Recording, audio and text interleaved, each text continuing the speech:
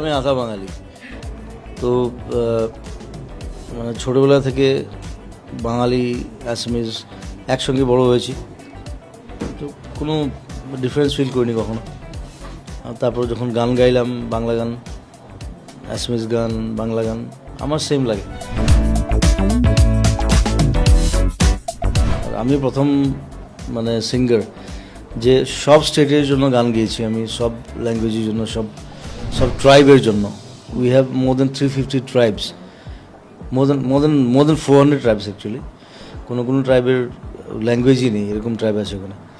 So I was the first guy to hit them, like একসঙ্গে কাজ করেছি, তারপর বেঙ্গল করেছি, তারপর বলিউড করেছি, ইভেন তামিল, তেলেগু, মালায়ালাম সব ল্যাঙ্গুয়েজে আমি গান গেয়েছি।